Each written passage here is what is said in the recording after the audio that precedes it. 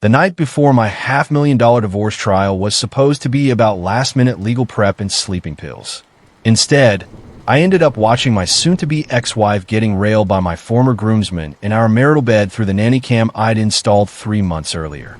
This isn't just another divorce revenge story you'll scroll past. This is the nuclear-level family core drama that exposed my cheating wife, uncovered hidden assets worth over $2 million, destroyed her narcissist ex-boyfriend's life, and ended with a judge's reaction so explosive that it made the local news. If you're here for cheating wife exposed karma, hidden assets, divorce justice, and the kind of custody battle that leaves forensic accountants speechless, buckle up. I'm about to tell you exactly how I turned the worst betrayal of my life into the most satisfying divorce settlement shock anyone in my state had seen in a decade. My name's irrelevant, but you can call me the guy who thought he had it all figured out. Married for 8 years to who I thought was my soulmate, 2 beautiful kids, a 6-year-old daughter and a 4-year-old son, a house in the suburbs worth $1.2 million, and a tech consulting business I'd built from nothing into a 7-figure annual revenue machine. Chelsea was the kind of woman who turned heads at every company event, the type who seemed to genuinely love being a mom, who posted Instagram stories about blessed life and forever love while secretly planning to drain every account I'd ever opened. But I'm getting ahead of myself. Every great divorce revenge story starts with the moment you realize something's wrong. And mine began 6 months before that courtroom nuclear bomb, when I noticed Chelsea had suddenly become obsessed with her phone. Not the casual scrolling we all do, but the secretive, angled away from you, take it to the bathroom during dinner kind of obsession. The kind that screams affair partner on speed dial. March 15th, 2025. That's when my picture-perfect marriage started showing cracks I couldn't ignore anymore. Chelsea came home from her book club, which I later learned was code for meeting her affair partner at a hotel bar, wearing new lingerie under her clothes. I know because I did laundry the next day and found La Perla tag still attached to a set I'd never seen. $240 for lingerie she wasn't wearing for me. The gaslighting husband accusation started when I asked about it. "You're being paranoid," she said, laughing in that dismissive way that made me feel crazy. "I bought those months ago. You just never notice what I wear." Classic narcissist ex-behavior, even though we were still married. Plant the seed that you're the problem, that your perception is flawed, that you're somehow deficient for noticing obvious red flags. The Emotional Abuse in Marriage Playbook, Chapter 1. I'm a data guy. Numbers don't lie, people do. So I started tracking patterns. Chelsea's book club meets every Tuesday and Thursday. Her gym sessions expanded from 3 days a week to 6. She started doing her makeup for grocery runs. Her texts came in at odd hours, 2 a.m., 4 a.m., which she explained as her friend Jenna going through a rough divorce and needing support. The irony wasn't lost on me later. By April, I'd had enough of my own paranoia. Either I was losing my mind, or my wife was living a double life. I needed proof. That's when I called Marcus, my college roommate who'd gone into private investigation after his own messy split. This was going to become one of those Reddit revenge stories people screenshot and share, but I didn't know it yet. "You want the truth?" Marcus asked over whiskey at his office. "Because once you see it, you can't unsee it." "I want the truth." He handed me 3 options: a GPS tracker for her car, phone monitoring software, or home security cameras disguised as everyday objects. I went with all 3. It cost me $3,500 up front. Best money I ever spent on this divorce revenge story. The nanny cam evidence started rolling in within days. Hidden in a smoke detector in our bedroom, it captured everything. Not immediately. Chelsea was careful at first, but the GPS tracker told a different story. While she claimed to be at a book club at the community center, she was actually at the Marriott downtown. Every Tuesday, same room. I had Marcus check the registration. Room 447, booked under the name David Chun. David fucking Chun. My groomsman from our wedding 8 years ago. The guy who gave the best man speech because my actual best man got food poisoning. The dude who'd been at our house for barbecues, who'd held my infant son, who'd played tea party with my daughter. The affair partner who was apparently playing house with my wife every Tuesday and Thursday afternoon. The cheating wife's exposed moment I'd been dreading came on April 30th. I was supposed to be at a client meeting in San Jose, a 3-hour drive that usually meant an overnight stay. I canceled at the last minute, claiming food poisoning, and came home early. The nanny cam footage from that afternoon became Exhibit A in what would turn into the most vicious family court drama Orange County had seen all year. I didn't walk in on them. I'm not that dramatic, and I needed leverage, not a scene. Instead, I sat in my car in our driveway at 2:30 p.m., watching the live feed from the nanny cam on my phone while David Chin's Tesla sat in my garage. They were going at it on the bed Chelsea and I had picked out together at Restoration Hardware, the one we'd made love on the night we conceived our daughter. The emotional abuse in marriage I'd been enduring suddenly made perfect sense. Every accusation that I was working too much, every complaint that I wasn't present enough, every fight about how I'd changed since starting my business, it was all projection. She was building a narrative for her exit, painting me as the absent workaholic while she played devoted mother by day and David's mistress by afternoon. I recorded everything.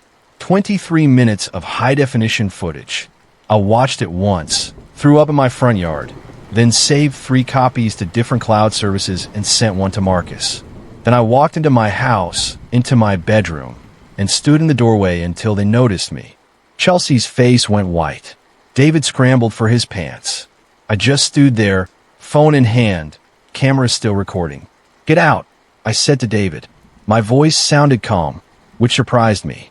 "You have 30 seconds before I call the police and tell them there's an intruder fucking my wife in my house." He was gone at 20.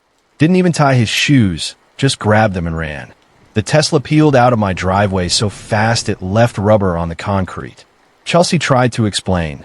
That's what they always do in these divorce revenge stories, right? The cheating husband exposed or cheating wife exposed moment is never complete without the desperate scramble for justification. "It's not what you think," she started, wrapping herself in our duvet like that would somehow preserve her dignity. "It's exactly what I think," I cut her off. "Don't insult me by pretending otherwise." "How long?" "What?" "How long have you been fucking him?" She flinched at my tone. "Good. 6 months. Try again. The GPS data goes back 10 months. Her face changed then. The mask slipped. The woman I'd loved, the mother of my children, disappeared, and in her place was someone I didn't recognize. Cold. Calculated. The narcissist ex I'd be fighting in family court for the next year. Fine. A year. Maybe more. I stopped counting. Does he know about the others? That landed. Her eyes widened. She hadn't realized I'd been thorough. See, Marcus had done more than just track her car. He'd pulled her phone records, obtained legally through methods I won't detail here because they're in an active appeals case, and found 3 other numbers she texted regularly. 3 other men. David was just the main event. The affair partner who got the hotel rooms and the afternoon marathons. The others got lunch dates, coffee meetups, and, from what Marcus could piece together from social media cross-referencing, at least 2 other physical encounters. I want a divorce, I said. Simple. Clean.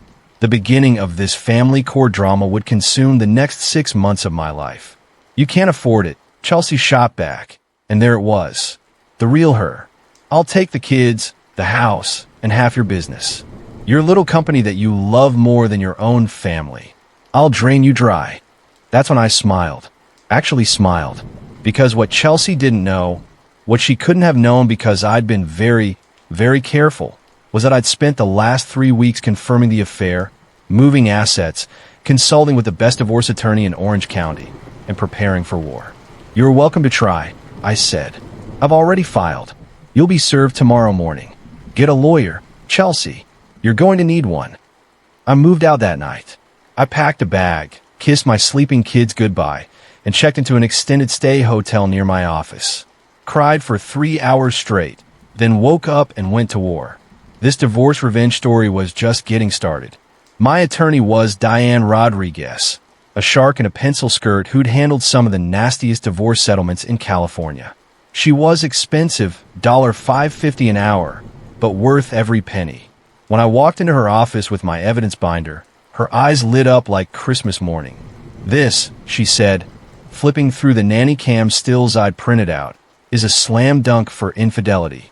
But that's not what wins custody battles. Tell me about her parenting. That's when it got complicated. Chelsea was, objectively, a good mother. Involved in school activities, never missed a doctor's appointment, made organic lunches, and limited screen time. The courts don't care if you're cheating on your spouse when it comes to the kids. They care if you're endangering them. I didn't have that. Yet, what about finances? Diane asked. Joint accounts. Her employment history. This is where things got interesting. Chelsea hadn't worked since our daughter was born. She'd been a marketing manager at a pharmaceutical company, pulling in about $85,000 a year, but she'd quit to be a stay-at-home mom, which meant in California's community property state, she was entitled to half of everything accumulated during the marriage, including my business valuation, which was approximately $3.2 million as of our last assessment. But I'd been smart. Not hide money illegally smart, but protect premarital assets smart. The business I'd started 2 years before we got married. The initial investment had come from my inheritance when my grandfather died. We'd signed a prenup, but it was basic. It protected premarital assets, but everything gained during the marriage was community property. My business had grown from a $200,000 valuation to $3.2 million during our marriage, which meant she'd be entitled to half of that growth, roughly $1.5 million. Unless I could prove she'd contributed to the business's decline, not its growth. Tell me about her spending, Diane said, pulling out a legal pad. Oh, could I tell her about the spending? This is where the hidden assets divorce angle gets juicy. Chelsea had a credit card I didn't monitor closely. My mistake. It was attached to one of our joint accounts, with a $25,000 limit I'd agreed to for household expenses. I pulled the statements going back 3 years. In that time, she'd spent $47,000 at luxury retailers, Louis Vuitton, Gucci, Prada, $23,000 at high-end restaurants, never with me, $31,000 at hotels, goes Tuesday and Thursday afternoon delights, $15,000 on jewelry I'd never seen her wear, $8,500 at a medical spa for treatment she claimed were unnecessary vanity. Total, $124,500 in 3 years. None of it on the kids. None of it in the household. All of it on maintaining her affair and lifestyle. But wait, it gets better. Because when Diane had her forensic accountant friend take a preliminary look at our finances, this becomes crucial later, he found something interesting. 3 accounts I didn't know existed, all in Chelsea's maiden name. A checking account at Wells Fargo with $43,000. A savings account at Chase with $67,000. An investment account at Fidelity with $124,000. Total hidden assets, $234,000. Money that should have been community property but that she'd been squirreling away, presumably for her exit plan. The forensic accountant would later testify that based on deposit patterns, she'd been siphoning money for at least 4 years. This, Diane said, actually grinning, is how we destroy her. She's not just cheating. She's stealing. And in California, that means she forfeited her right to claim she deserves half of anything. Chelsea was served on May 3, 2025. I got the confirmation text from the process server at 9:47 a.m. She called me 17 times in the next hour. I didn't answer. My attorney had advised complete silence except through legal channels. This custody battle was going to be won with documentation, not emotion. Her attorney filed a response within the week. Lawrence Mitchell, a notorious bulldog who'd made his career representing wealthy wives in contentious divorces. Expensive, aggressive, and, according to Diane, willing to bend ethical rules right up to the breaking point. He immediately filed for full physical custody of both children, with me getting supervised visitation only. Temporary spousal support of $15,000 per month. Exclusive use of the marital home. A 60% split of all community assets, claiming she'd been the primary homemaker and sacrificed her career. Full reimbursement for any separate property she'd contributed to the marriage. A lie, but a claim nonetheless. The paperwork painted me as an absentee father, a workaholic who prioritized business over family, someone who'd been emotionally distant and verbally abusive throughout the marriage. The gaslighting husband narrative she'd been building for months was now in legal filings, sworn under penalty of perjury. The emergency custody hearing was set for May 20th. Until then, we had a temporary order, joint custody, switching every 3 days, no overnights with paramours, aimed at me, ironically, and a requirement that neither parent speak poorly of the other to the children. That last rule went out the window immediately on Chelsea's end. My daughter, Emma, asked me 3 days after the split, "Daddy, why did you make Mommy sad?" My son, Liam, was too young to fully understand, but he repeated phrases like "daddies" mean that he clearly hadn't come up with himself. The emotional abuse in marriage had become emotional manipulation of children. Classic narcissist tactics in a custody battle. I documented everything. Every conversation, every exchange, every tear. I installed a journal app and wrote down every incident. May 6th, Emma said Chelsea told her I didn't want to be a family anymore. I corrected gently, saying Mommy and Daddy both love her but need to live separately. May 9th, Liam returned with a bruise on his arm. Chelsea claimed he fell at the playground. I took photos. The bruise pattern is inconsistent with a fall, more like grab marks. Filed a report with the attorney. May 12th, Chelsea was 30 minutes late for the exchange. The kids hadn't eaten dinner. Emma said they had cereal because Mommy was busy on the phone. Noted the time and fed them immediately. Each incident, each documentation, each piece of evidence went into what Diane called our war binder. By the time the custody hearing rolled around, it was 3 inches thick. The May 20th hearing was my first taste of real family court drama. Orange County Superior Court, Department D4, Judge Patricia Hernandez presiding. She was known as fair but impatient, with a zero-tolerance policy for bullshit.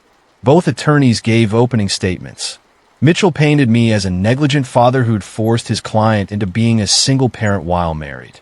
Diane countered with the affair evidence, the hidden assets, and a timeline of my involvement in the kids' lives that included. Every parent-teacher conference attended, I'd been to all of them. Every doctor's appointment where I was present, 73% of them. Every school event I'd attended, Emma's dance recital, Liam's preschool graduation, 3 birthday parties. Text message logs showing I checked in about the kids daily, even when traveling. But the real bomb Diane dropped was the psychological evaluation she'd requested. Both parents had to submit to psych evals by a court-appointed therapist. The reports had come in 2 days before the hearing. Mine was clean, stable, child-focused, and appropriate boundaries. Chelsea's raised red flags. Subject displays narcissistic personality traits, including lack of empathy, grandiose sense of self-importance, and tendency to manipulate for personal gain. Concerns exist regarding her ability to prioritize children's needs over her own. Recommend supervised therapeutic visitation until the subject completes parenting classes and individual therapy. Judge Hernandez read it aloud in court. Chelsea's face went purple. Mitchell objected, claiming the psychologist was biased. The judge overruled him. Mrs. Martinez, she said. Chelsea had gone back to her maiden name in the filings. Have you completed the parenting classes recommended here? I haven't had time, Your Honor, Chelsea answered. Between the separation and caring for the children full-time. Full-time. The judge cut her off. According to the declaration from Mr. Chan, she meant David, who'd submitted a declaration when subpoenaed by my attorney. You've been spending 3 to 4 afternoons per week engaged in extramarital activities. That doesn't sound like full-time parenting to me. The courtroom went silent. This judge's reaction was everything we'd hoped for. Here's my temporary order, Judge Hernandez continued.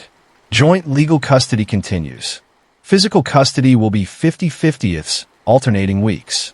Mrs. Martinez, you will complete 12 weeks of parenting classes and provide proof to the court. Both parents will engage in co-parenting therapy.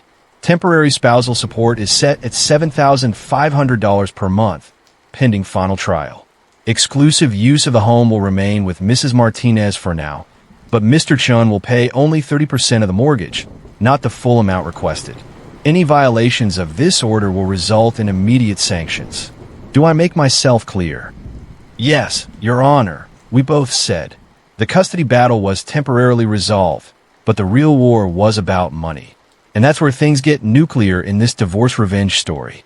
Because while Chelsea thought she had hidden assets tucked away safely, She didn't know I'd hired Arthur Chun, no relation to David, thankfully, one of the best forensic accountants in Southern California.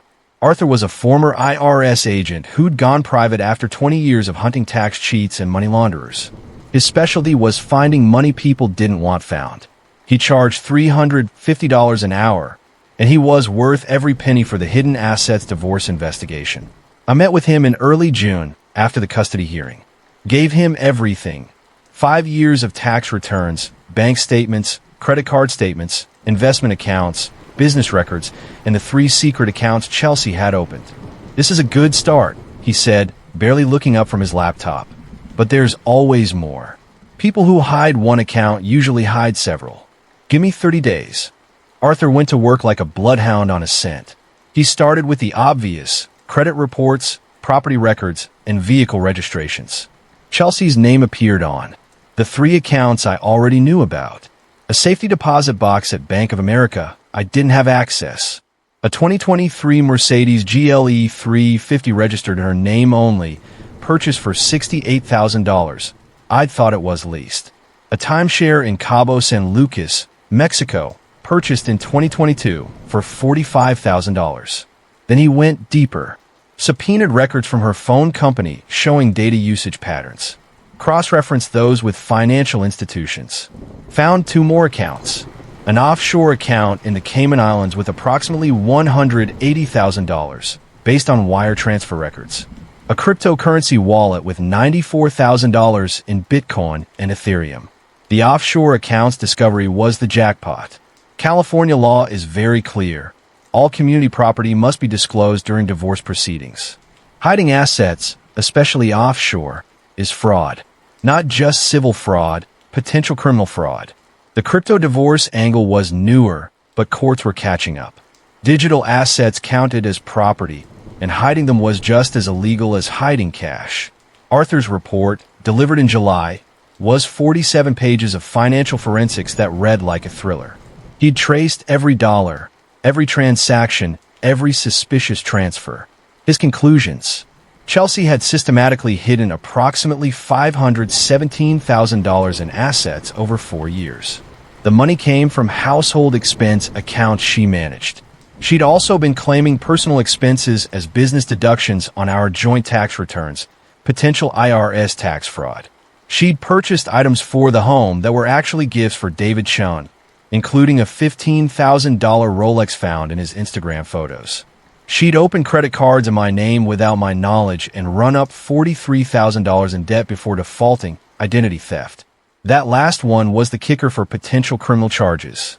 Diane immediately filed an amended petition adding fraud, identity theft, and breach of fiduciary duty. We also sent Arthur's report to the IRS Criminal Investigation Division. If Chelsea wanted to play dirty, we played dirtier. The discovery phase got nasty. Mitchell filed motions to suppress Arthur's report, claiming it was obtained through illegal means. It wasn't. He claimed the offshore account didn't exist. We had wire transfer confirmations. He claimed the crypto was a gift from her father. Her father had died in 2019, and the wallet was created in 2021. Every lie, every deflection, every desperate attempt to hide the truth just gave us more ammunition. Chelsea's deposition in August was spectacular. Diane took it personally, and she's a killer in depositions.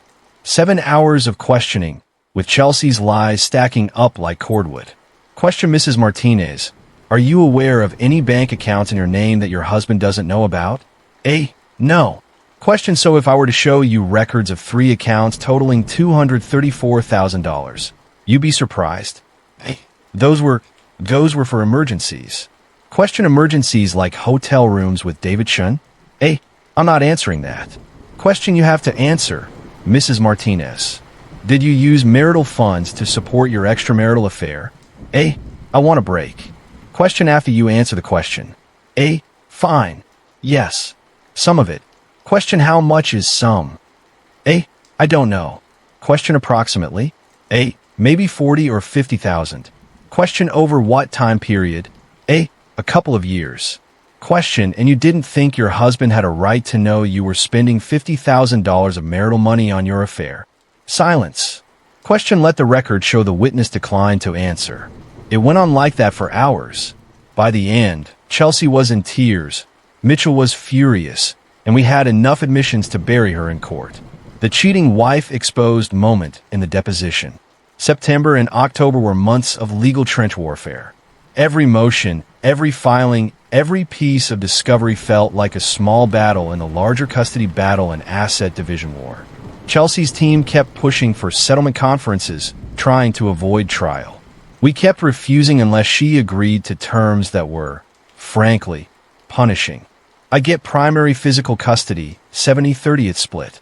She gets $2,000 per month spousal support for only 3 years versus her demand for $15,000 for life. All hidden assets are forfeited to me as breach of fiduciary duty penalties. She pays my legal fees, now approaching $175,000. She admits fault in writing. She refused. Her narcissist ex's pride wouldn't let her admit she'd done anything wrong, which meant we were going to trial. The trial date was set for November 18, 2025. Estimated duration, 5 to 7 days. Cost to me at current burn rate, another $150,000 in attorney fees. Worth it? Absolutely.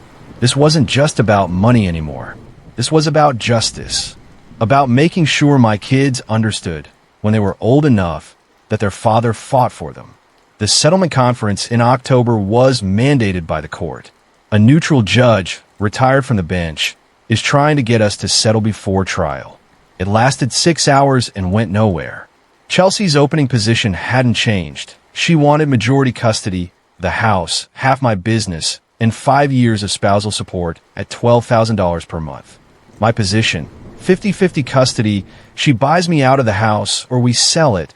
She gets nothing from the business because she'd hidden assets and committed fraud, and 3 years of step-down support starting at $5,000. The mediator, Judge Williams, retired, actually got frustrated with Chelsea's side. Mrs. Martinez, he said bluntly, you understand you've committed fraud? You've hidden over $500,000 in assets. You've used marital funds for an affair. You've opened credit cards in your husband's name without permission. If this goes to trial, Judge Hernandez is going to crucify you. Take the deal. Keep some dignity. I'm not taking anything, Chelsea spat. He thinks he can humiliate me. Tell everyone I'm a bad mother. That I'm a thief. I'd rather burn it all down. And that's exactly what we did. Burn it all down. Because Chelsea made one critical mistake going into trial. She underestimated how much evidence we had, as she overestimated how much the judge would care about her tears. The week before trial, something happened that I didn't expect. Davidson reached out to me. Not directly. He was smart enough not to do that. But through Marcus, my PI friend. Apparently, David wanted to talk. Wanted to clear the air. I told Marcus to set up a meeting but record everything. We met at a coffee shop in Irvine. Neutral territory. David looked like shit. Honestly. Thinner, dark circles under his eyes. Wearing a baseball cap like he was trying not to be recognized. I'm sorry, he started. I know that doesn't mean anything, but I am. I didn't respond. Just stared at him. She told me you two were separated, he continued. That you were living apart, that the divorce was already happening. She said you'd moved on with someone else. I didn't know. I didn't know I was the affair partner. I thought I was just dating someone going through a divorce. For a year. She kept saying it was complicated, that you were dragging it out, that lawyers were involved, but you weren't officially divorced yet because of business stuff. He rubbed his face. I'm an idiot. I believed her. You were at my house, I said quietly. You've been to my house a dozen times. You saw me and Chelsea together. You knew we were married. I know. His voice cracked. I convinced myself. I don't know what I convinced myself of. That it didn't matter. That you deserved it because she said you were a bad husband. I'm sorry. That's not enough, but I'm sorry. Why are you telling me this now? Because she's pregnant. The world stopped. What? Chelsea's pregnant. Found out 2 weeks ago. She told me it's mine. He looked up, and I saw real fear in his eyes. But the timing. I did the math. It could be yours. This divorce revenge story just went from nuclear to thermonuclear. A mistress pregnancy, or potentially my pregnancy, 2 weeks before trial. I excused myself from the coffee shop and called Diane immediately. "Subpoena her medical records," I said. "Now, before trial. If she's pregnant, I need to know how far along, and I need paternity testing ordered by the court." Diane moved fast. Emergency motion filed within hours. Judge Hernandez held a hearing the next morning. Chelsea's attorney claimed doctor-patient privilege, but California law is clear. In divorce proceedings, when paternity is at issue, medical records can be disclosed. The judge ordered Chelsea to provide all OB/GYN records from the past 6 months, a sworn declaration of sexual partners during marriage, agreement to immediate paternity testing after birth. Chelsea's face when that order came down was worth every penny of legal fees. The affair partner exposure was one thing. The potential second family exposed aspect was another level entirely. The records came through discovery. Chelsea was 11 weeks pregnant as of November 1st, which meant conception around mid-August. I'd moved out in May. We hadn't had sex since April. The baby wasn't mine. It was David's. But here's where it gets legally interesting. In California, if you're married when a child is born, the husband is presumed to be the legal father, even if biological paternity is in question. Which meant if this baby was born before our divorce was finalized, I could be on the hook for child support, unless I could prove the affair started before separation, which I could, and unless the biological father acknowledged paternity, which David had just done to me at that coffee shop. Diane added him to the witness list. Chelsea tried to use the pregnancy for sympathy, filed a motion claiming she was high risk, needed stress reduction, and the trial should be postponed 6 months for the health of the unborn child. Judge Hernandez denied it within hours. The trial was happening. November 17th, the night before trial, I couldn't sleep. The opening statements were prepped. Our witness list was locked. Me, the forensic accountant Arthur Chun, David Chun, the court-appointed psychologist, and 3 character witnesses. Chelsea's list included her mother, 2 friends, and a therapist she'd seen twice who would testify about her depression from being in a loveless marriage. I went over everything again. The nanny cam evidence, the financial records, the deposition transcripts, David's declaration about the affair and the pregnancy, the hidden offshore accounts, the credit card fraud. The custody evaluation showed I was the more stable parent. On paper, we should win. But family court is unpredictable. Judges are human. They have biases. Sometimes the crying wife gets sympathy regardless of facts. I couldn't afford to lose this. Not just for me, for Emma and Liam. They deserved a father who fought for them. At 11:47 p.m., my phone buzzed. Text from an unknown number. "Stay home tomorrow. This doesn't end well for you." Screenshot. Forwarded to Diane and Marcus. Police report filed. The threads just gave us more evidence of Chelsea's character. Or more accurately, her lack thereof. November 18th, 2025. Orange County Superior Court. The divorce trial that would define the rest of my life started at 9 a.m. sharp.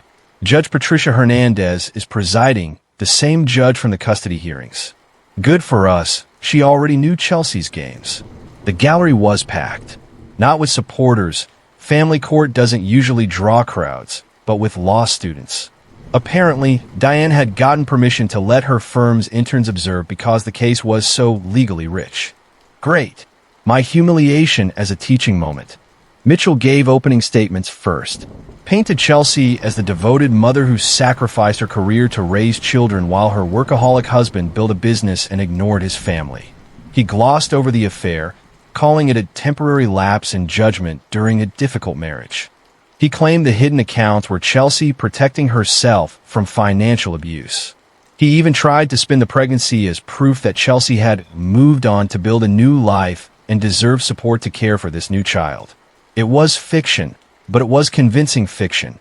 I saw one of the interns nodding along. Then Diane stood up. "Your Honor, this is not a case about a devoted mother or a difficult marriage.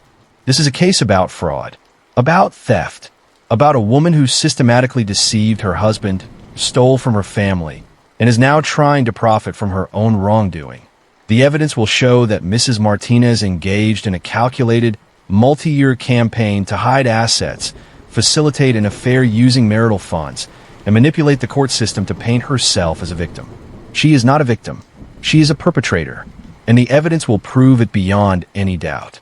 The judge's face was neutral, but I saw her make a note. Good sign. Our first witness was Arthur Chun, the forensic accountant. Diane walked him through his credentials. 20 years with the IRS, specialist in complex financial fraud, testified in over 200 cases. Then she let him present his findings. Arthur was perfect on the stand. Calm, factual, devastating. He explained the hidden accounts with charts and timelines. Showed how Chelsea had systematically siphoned money from household accounts into her secret accounts. The offshore accounts in the Cayman Islands. The crypto wallets. The luxury purchases were never disclosed. The credit cards were opened in my name. Mitchell's cross-examination tried to poke holes. Isn't it possible Mrs. Martinez was simply prudent in managing household finances? Arthur shut it down. Offshore accounts in the Cayman Islands are not prudent household management. They're tax evasion. The courtroom gasped. The intern stopped texting. The judge asked her own questions, which is always telling. Mr. Chun, in your professional opinion, was Mrs. Martinez hiding assets to prepare for divorce? Yes, Your Honor.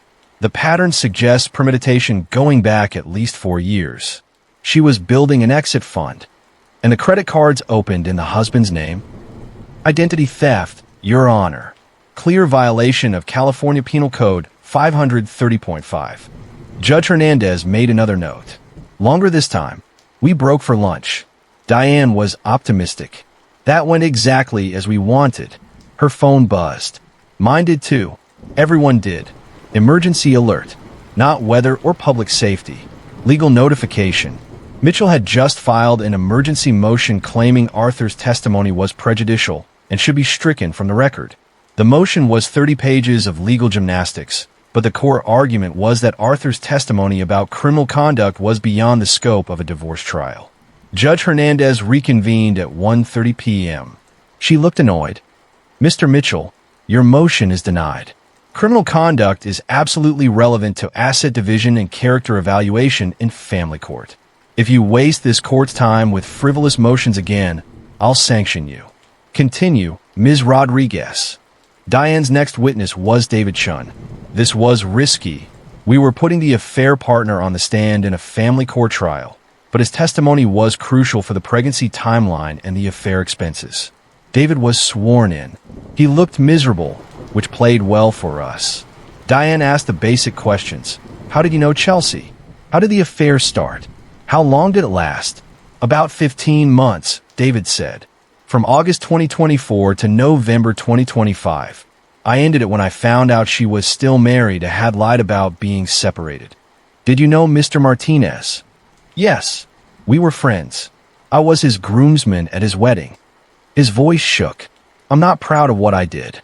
Did Mrs. Martinez tell you she was separated from her husband? Yes. She said they'd been living apart for months, that the marriage was over, and that divorce papers were already filed. Was that true? No. I found out 2 weeks ago they were still living together when the affair started. She lied to me. Mitchell's cross-examination tried to paint David as a willing participant who knew exactly what he was doing. But David held firm. Chelsea had manipulated him too. Whether that was true or just a convenient narrative, it didn't matter. The affair was undisputed. The timeline was established. The baby was confirmed. The judge asked one question. Mr. Chun, are you prepared to acknowledge paternity of the child Mrs. Martinez is currently carrying? Yes, Your Honor. I've already filed paperwork to establish paternity and request custody rights after birth. Courtroom bomb number 2. Chelsea's face went white. She'd been planning to use the pregnancy for sympathy, maybe even try to claim it was mine to increase child support. David's acknowledgement destroyed that strategy. Day 1 ended at 4:30 p.m. 3 witnesses down. Judge Hernandez scheduled 4 more days of trial, starting the next morning at 9 a.m. That night, Chelsea called me 37 times. I didn't answer. At 11:58 p.m., she sent a text. Please, we can still fix this. I'll drop everything. You can have the kids, the house, whatever you want. Just don't make me go back in there. I showed it to Diane. She smiled, forwarded it to me. That's consciousness of guilt. We'll enter it as an exhibit tomorrow. Day 2 started with Chelsea's text message being entered into evidence. Mitchell objected, claiming it was privileged spousal communication. Judge Hernandez overruled him. We were in the middle of a divorce. There was no privilege. The text was read aloud in court. Chelsea sobbed. The judge looked unmoved. Our next witness was Dr. Sarah Pellman, the court-appointed psychologist who'd evaluated both of us. Her testimony was clinical and damning. She explained narcissistic personality disorder in terms a layperson could understand, then walked through Chelsea's evaluation results. Mrs. Martinez demonstrates classic signs of NPD, lack of empathy, grandiose sense of entitlement, manipulative behavior, and inability to accept responsibility. In custody contexts, these traits can lead to parental alienation, emotional manipulation of children, and prioritization of the parent's needs over the child's well-being. In Mr. Martinez's evaluation, Diane asked, within normal limits across all scales, some indication of depression and anxiety, which is expected given the circumstances, but nothing that would impact his parenting capacity. If anything, his scores on empathy and child-centeredness were above average. Mitchell's cross tried to discredit her. Isn't it true that narcissistic personality disorder is difficult to diagnose? It can be, but Mrs. Martinez meets 8 of the 9 DSM-5 criteria. That's well above the threshold. Could her behavior be explained by depression from a bad marriage? Depression doesn't cause someone to systematically steal money and hide assets. That's calculated behavior, not symptomatic behavior. The judge asked her own question. Dr. Pellman, in your professional opinion, what custody arrangement would be in the best interests of these children? Primary physical custody with the father, Your Honor. Mrs. Martinez needs intensive therapy before she can provide a stable environment. I'd recommend supervised visitation until she completes treatment. You could have heard a pin drop. That was a court-appointed expert recommending I get primary custody. In California family court, where mothers usually have an advantage, that was huge. Day 3 brought character witnesses. Chelsea's friends testified that she was a good mother, that I was always working, and that she seemed unhappy in the marriage. Standard stuff. Diane's cross-examinations revealed none of them knew about the affair until recently. None knew about the hidden money, and all of them had received expensive gifts from Chelsea in the past year. Gift bought with marital funds. My witnesses were my business partner, my kid's pediatrician, and Emma's dance teacher. All testified that I was actively involved in my kids' lives, present at appointments and events, and that the children were clearly bonded with me. The pediatrician noted that Emma had developed anxiety symptoms in the past 6 months, coinciding with the marital conflict. Then came the moment everyone had been waiting for. Chelsea took the stand. Diane was ruthless. She started with the easy questions. When did you get married? When were the kids born? And when did you stop working? Then she tightened the noose. Mrs. Martinez, when did your affair with David Shun begin? August 2024. And when did you tell your husband the marriage was over? I didn't. He found out about David and filed for divorce. So you were planning to stay married while conducting the affair. I was trying to figure out what I wanted. By spending $50,000 of marital money on hotel rooms and gifts for your lover. It wasn't that much. We have the credit card statements, Mrs. Martinez. It was $67,340 over 15 months. Do you dispute that number? Silence. Let's talk about the offshore account in the Cayman Islands. When did you open it? I don't remember exactly. The bank records show April 2021. 4 years ago. Why did you need an offshore account? My financial advisor suggested it for diversification. Your financial advisor. Who was that? I don't remember their name. You opened an account with $180,000 in a foreign country, but don't remember who told you to do it. It was a long time ago. 4 years, Mrs. Martinez. That's not that long. Did you tell your husband about this account? No. Why not? I was protecting myself. From what?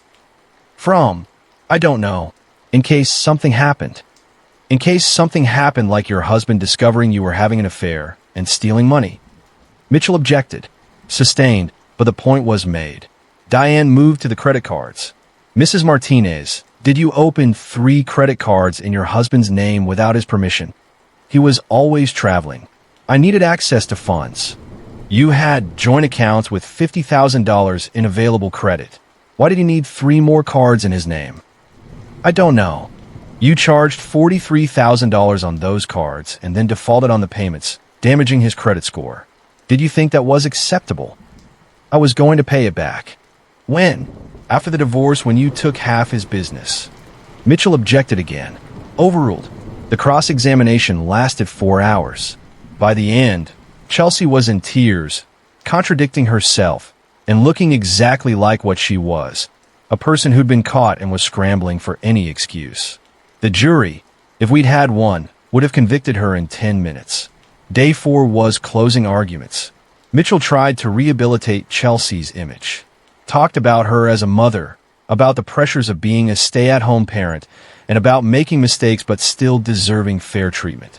He argued for 50-50 custody, half the community property, and 5 years of spousal support at $10,000 per month. Diane's closing was a masterpiece. She walked through the evidence point by point. The affair, the hidden money, the fraud, the manipulation, the lies to the court. She argued for primary custody for me, all hidden assets forfeited, no spousal support because Chelsea had forfeited her right to it through fraud, and Chelsea to pay my legal fees as sanctions for her misconduct. Your Honor, Diane concluded, this is not a difficult case. Mrs. Martinez stole from her husband, lied to this court, and prioritized her affair over her children. She doesn't deserve half of anything. She deserves consequences, and this court has the power to impose them. Judge Hernandez called a recess to review her notes and render a decision. In California, judges can rule from the bench in divorce cases, though written orders follow later. We waited 2 hours, the longest 2 hours of my life. At 4:17 p.m. on November 21st, 2025, Judge Patricia Hernandez came back to the bench and delivered a verdict that would become my favorite divorce revenge story to tell for the rest of my life. I've reviewed all evidence and testimony presented over these 4 days, she began, her voice steady and judicial. This is one of the clearest cases of marital misconduct and financial fraud I've seen in my 20 years on the bench. Mrs. Martinez engaged in a systematic campaign to deceive her husband, steal marital assets, and manipulate these proceedings. Her testimony lacked credibility, her explanations defied logic, and her conduct both during the marriage and during this litigation demonstrated a profound lack of character. Chelsea was crying. Mitchell looked like he wanted to sink through the floor. As to custody, I am awarding primary physical custody to Mr. Martinez 70% of the time. Mrs. Martinez will have supervised visitation until she completes 12 months of therapy, at which point we will review. Legal custody will be joint, but all major decisions require Mr. Martinez's consent. This arrangement is in the best interests of the children, who need stability and a parent who can prioritize their needs. The custody battle was won, but she wasn't done. As to property division, all assets identified by the forensic accountant as hidden, including the offshore accounts, cryptocurrency, undisclosed bank accounts, and fraudulently obtained credit, are awarded entirely to Mr. Martinez. Mrs. Martinez has forfeited her community property interest in those assets through her misconduct. The marital home will be sold, with proceeds split 60-40 in Mr. Martinez's favor. Mrs. Martinez will receive 30% of the business valuation, reduced from the standard 50% due to her dissipation of marital assets. Total division, Mr. Martinez receives approximately $2.1 million in assets and equity. Mrs. Martinez receives approximately $680,000. I did the math in my head. I was getting 3 times what she was. The hidden assets divorce case had paid off. As to spousal support, Mrs. Martinez's fraud and financial misconduct constitute a complete bar to alimony under California Family Code 4320. However, given the length of the marriage and her pregnancy, I am awarding minimal transitional support of $3,000 per month for exactly 3 years, non-modifiable. After that, she's on her own. Compared to her demand for $15,000 per month for life, this was a total win. $3,000 wouldn't even cover her shopping habit. As to attorney fees, Mrs. Martinez is sanctioned $150,000 for litigation misconduct including failure to disclose assets, false testimony, and frivolous motions. She will pay Mr. Martinez's legal fees in full. If she cannot pay, a lien will be placed against her share of the property settlement. My legal bills were $186,000 at that point. She'd be paying almost all of it, plus a $150,000 penalty. I'd walk away with my fees covered and money in the bank. Finally, I am referring this matter to the California State Bar for investigation of Mr. Mitchell's conduct and to the IRS Criminal Investigation Division regarding the offshore accounts and potential tax fraud. This is not just a divorce case. This is a fraud case, and there may be criminal liability. Mitchell stood up, sputtering objections. The judge cut him off. Mr. Mitchell, your client committed fraud. I am required to report it. Sit down. The judge's reaction was everything we'd hoped for and more. The courtroom erupted. The law students were taking notes frantically. Chelsea was sobbing into her hands. Mitchell looked like he'd aged 10 years in 10 seconds. This court is adjourned. Judge Hernandez banged her gavel. Written orders to follow within 10 days. Diane hugged me in the hallway. That was the best family court drama I've seen in 15 years. Congratulations. I felt numb, vindicated, exhausted, triumphant, all of it at once. The written judgment came down on December 2nd, 2025. 73 pages of findings of fact, conclusions of law, and orders. It was even better than the oral ruling because Judge Hernandez had included detailed explanations of her reasoning. Key excerpts. Mrs. Martinez's testimony that she didn't remember opening an offshore account containing $180,000 lacks any credibility whatsoever.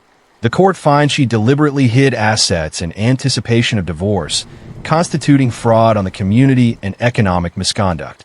The court is particularly troubled by Mrs. Martinez's manipulation of the children, including making disparaging remarks about their father and using them as pawns in this litigation. Such conduct demonstrates unfitness for primary custody. Mr. Martinez, by contrast, presented as a credible, devoted father whose primary concern throughout this proceeding was the well-being of his children. His conduct, both during the marriage and during this litigation, has been above reproach. I framed that last paragraph, put in my home office. On the days when I doubt myself as a father, I read it. The IRS investigation moved fast. Chelsea was indicted in February 2026 on tax evasion charges related to the offshore accounts. She pleaded guilty to avoid trial and got 2 years of probation, $47,000 in fines, and had to pay back taxes with interest totaling $126,000. The narcissist ex finally faced consequences. David Chun settled out of court with Chelsea regarding the baby. He agreed to pay child support but wanted minimal custody, 1 weekend per month. The kid was born in April 2026. I never met them, and I hope I never do. Mitchell was reprimanded by the State Bar for his conduct during our trial. Not disbarred, but it's on his record. His reputation took a hit. Divorce attorneys in Orange County now know that if you go up against Diane Rodriguez with a weak case, you'll get destroyed. Chelsea filed for bankruptcy in June 2026. Her half of the marital assets, the $680,000, got eaten up by legal fees, IRS penalties, my fee award, and the sanctions. She moved in with her mother. Last I heard, she was working retail and driving a 10-year-old Honda. The post-divorce glow-up she'd imagined. New life, new mon, Instagram photos from tropical vacations, never materialized. Instead, she got karma caught up. Me? I got my kids. Emma and Liam live with me full-time now. Chelsea completed her therapy and graduated to unsupervised visitation, but the kids prefer being with me. Emma's anxiety has decreased. Liam barely remembers when we all lived together. They're happy, healthy, and thriving. My business is doing better than ever. Turns out, not being in a toxic marriage frees up mental energy for success. Revenue is up 40% year over year. I hired 3 new consultants and opened an office in San Francisco. I started dating again in March 2026. Slowly, carefully. A woman named Rachel who's a veterinarian and has never been married. She gets along great with my kids. We're taking it slow, but it feels right in a way Chelsea never did. The divorce settlement shock wore off after a few months, replaced by a sense of justice served. People ask me if I regret how I handled it, if I should have settled, avoided the public trial, and spared the kids the drama. My answer is always the same. I fought for what was right. I exposed the truth. I protected my children from a parent who was willing to sacrifice their well-being for her own desires. Given the choice again, I'd do it exactly the same way. This divorce revenge story taught me lessons I wish I didn't have to learn, but I'm sharing them because someone reading this might need them. First, trust your gut. I knew something was wrong months before I found proof. The phone secrecy, the schedule changes, the emotional distance, those were red flags I ignored because I wanted to believe in our marriage. Don't do that. If something feels off, investigate. You're not paranoid. You're being protective of yourself and your family. Second, document everything. From the moment I suspected the affair, I kept records. Photos, texts, receipts, dates, and times. That documentation became the foundation of my custody battle victory and my financial recovery. Without it, the trial would have been he said, she said, and I might have lost. Third, hire the best attorney you can afford. Diane Rodriguez cost me $186,000 in fees, but she saved me millions in asset division and got me primary custody of my kids. A cheaper attorney might have lost the case. This isn't where you pinch pennies. Your financial future and your children's well-being depend on having a killer lawyer.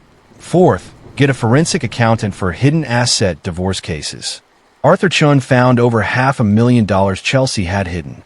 Without his expertise, I'd have been stuck splitting the visible assets 50-50 as while she walked away with secret accounts. If you suspect your spouse is hiding money, and statistically about 30% do, hire a forensic accountant immediately. Fifth, understand narcissist X tactics. Chelsea tried everything: gaslighting, playing the victim, manipulating the kids, and using her pregnancy for sympathy. The more I learned about narcissistic behavior, the better I could predict and counter her moves. There are entire Reddit revenge stories communities dedicated to narcissistic abuse in divorce. Read them. Learn the patterns. Protect yourself. Sixth, don't negotiate with someone acting in bad faith. I could have settled this case in June 2025 for terms that weren't great but would have avoided trial. But Chelsea wasn't negotiating honestly. She was still hiding assets, still lying, and still trying to manipulate the system. Sometimes you have to go to war to get justice. It's expensive and exhausting, but worth it when you win. Seventh, prepare for family court drama to consume your life. From May 2025 to November 2025, the divorce was all I thought about. Work suffered. Sleep suffered. My mental health suffered. But I kept pushing because the alternative, letting Chelsea win through deception, was unacceptable. If you're in a contested divorce, prepare for it to take over your existence for months or even years. Get therapy. Lean on friends. Take care of yourself. Eighth, affair partner exposure works. Bringing David Chun into the case as a witness was risky, but it paid off. His testimony about the affair expenses, the lies Chelsea told him, and the pregnancy timeline destroyed her credibility. If your spouse's affair partner can provide useful testimony, subpoena them. They might be willing to help once they realize they were manipulated too. Ninth, judges respect honesty and hate fraud. Judge Hernandez ruled in my favor not just because I had better evidence, but because I'd been honest throughout. I disclosed everything, answered every question truthfully, and never played games. Chelsea lied repeatedly, and judges can smell that. In family court drama, credibility is everything.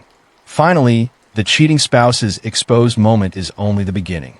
Catching Chelsea was satisfying, but it was just step one. The real victory was the year of legal warfare that followed, culminating in a divorce settlement shock that gave me primary custody, most of the assets, and financial security for my kids. Revenge isn't just catching them, it's winning the aftermath. I posted parts of this story on Reddit in February 2025 in the r/ProRevenge and r/divorce subreddits. I changed names and identifying details, but the story was substantially accurate. Within 24 hours, it had blown up. 10,000 upvotes. 3,000 comments. People are asking for updates. People sharing their own cheating husband exposed or cheating wife exposed stories.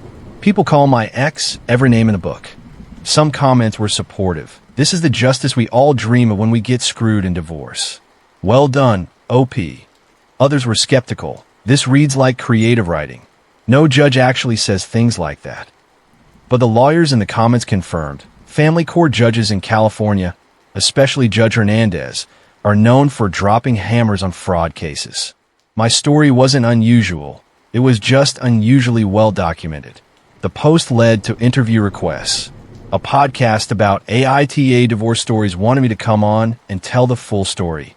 A blogger who covers 2025 divorce trends asked to write about my case without using real names.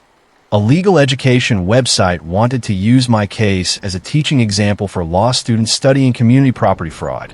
I said yes to most of them, not because I wanted attention, but because I wanted other people going through this to know, you can win. Even when your spouse is manipulative, even when they hide money, even when they seem to have all the advantages, you can win if you're smart, prepared, and willing to fight. The story resonated because it hit every pain point: betrayal, financial fraud, custody battles, narcissistic behavior, and ultimately, justice. It's the divorce revenge story people wish they could live, even though living it was hell. One comment stuck with me: your ex-wife tried to play games with someone who plays chess while she was playing checkers. She never stood a chance once you decided to fight back. That's exactly what it was. Chelsea thought she was smart, hiding money, planning her exit, lining up a Newman. But she underestimated me. She thought I'd roll over, take a bad settlement to avoid conflict, and prioritize peace over justice. She was wrong. Chelsea is still with her mother as of my last knowledge. David Chun moved out of state. I heard through mutual friends he's in Portland now, paying child support but not involved in the kid's life. His career took a hit. Word got around about his involvement in our divorce, and apparently it didn't sit well with his employer. He resigned and started over somewhere else.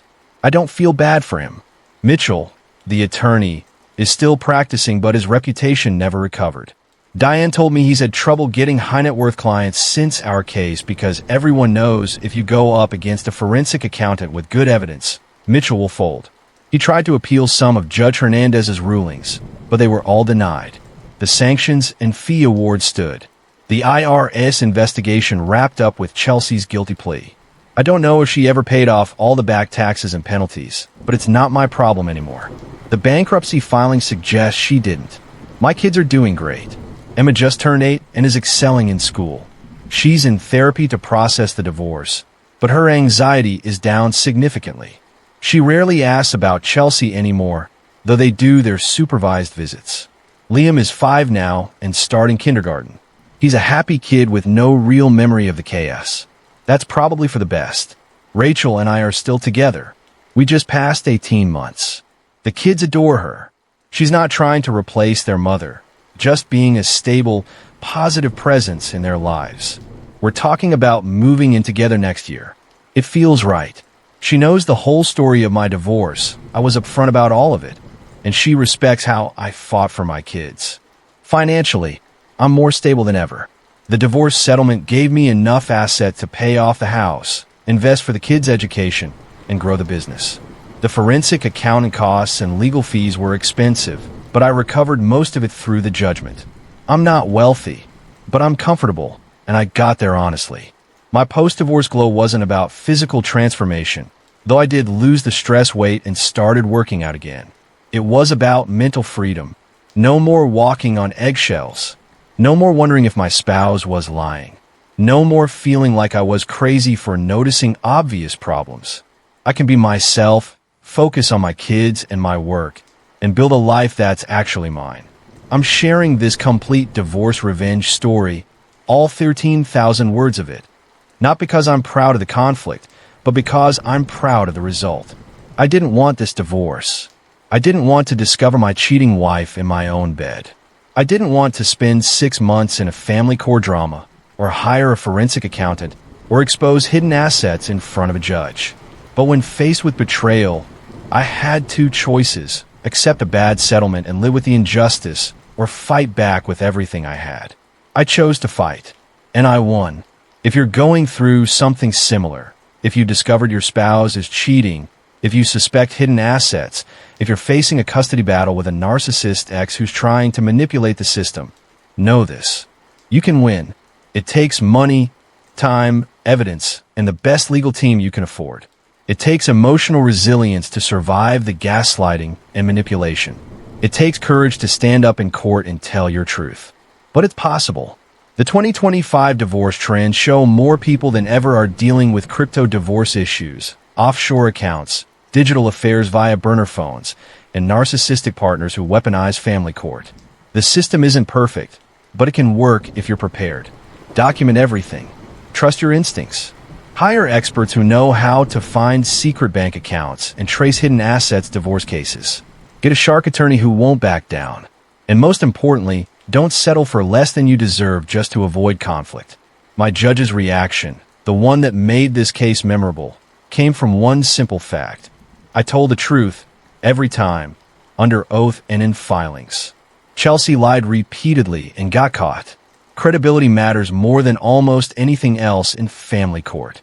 The spousal support win, the custody battle victory, the alimony revenge of making her pay my fees, those weren't just lucky breaks. They were the natural consequences of her misconduct meeting my preparation. So if you're wondering whether to fight or settle, whether to hire that expensive forensic accountant, whether to push for the trial your attorney says is risky, I'll tell you what I wish someone had told me. Fight. Document. Win. Your kids deserve a parent who fought for them. You deserve justice. And your cheating spouse deserves consequences. This divorce revenge story ended with me getting 70% custody, $2.1 million in assets, minimal spousal support obligations, and my ex-wife paying my legal fees while facing criminal charges for tax fraud. It ended with my kids thriving, my business growing, and my life finally free of toxic manipulation. Your story can end the same way. Just don't give up, don't settle for scraps, and don't let a narcissist ex convince you that you deserve less than full justice. Because karma caught up with Chelsea, and can catch up with your ex too. If you love this divorce revenge story, drop your own cheating husband exposed or cheating wife exposed stories in the comments below. And if you're currently going through a custody battle, hidden assets divorce case, or family court drama, remember, you're not alone, and you can win. Stay strong, fight smart, and let the forensic accountant and a great lawyer do their jobs. The divorce settlement shock you deliver to your narcissist ex will be worth every penny you spend on the fight. Subscribe for more revenge stories. And remember, the best revenge isn't getting mad, it's getting everything.